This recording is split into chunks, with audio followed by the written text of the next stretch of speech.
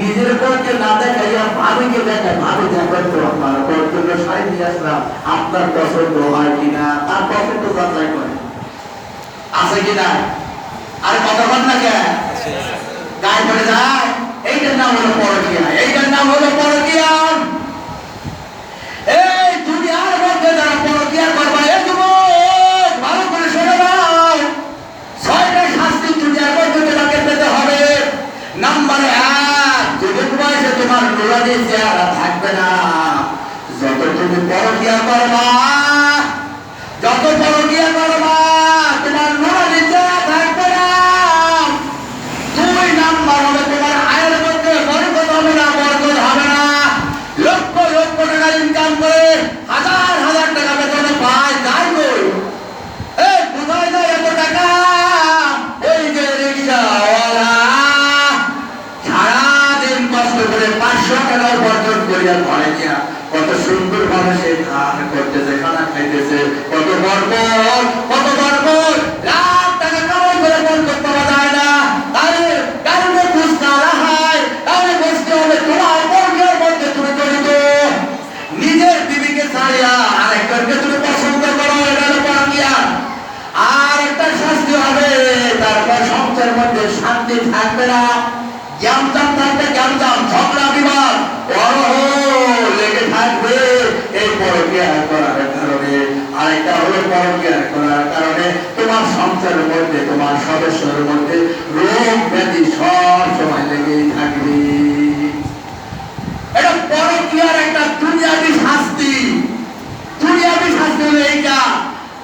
আর হাসরের ময়দানে পরকীয়া, হাসরের ময়দানে তোমার শাস্তি কি হবে জানো?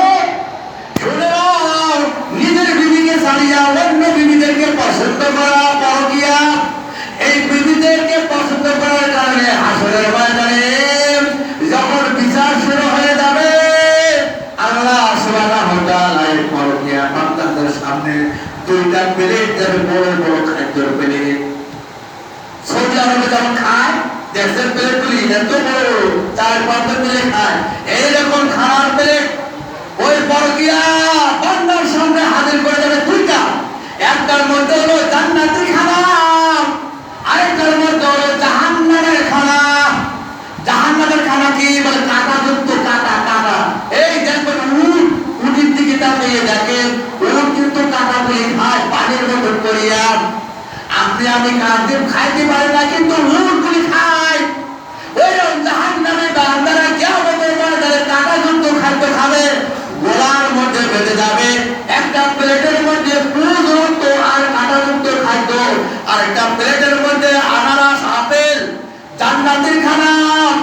এইবার ওই লোকটা পরকীয়া যে করে দুনিয়ার মধ্যে, ওই জান্নাতের মধ্যে ওই জায়গায় হাসরের ময়দানে সে ওই জান্নাতের খানা আর খেতে পারবে না, ওই জাহান্নামের খানা খাবে।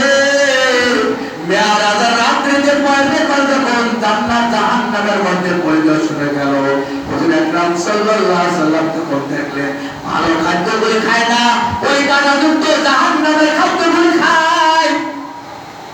ডাক দিয়ে বলেন, ইয়া আখির জিবরাইল, মানে হাওলা, ওই মানুষগুলি কারা?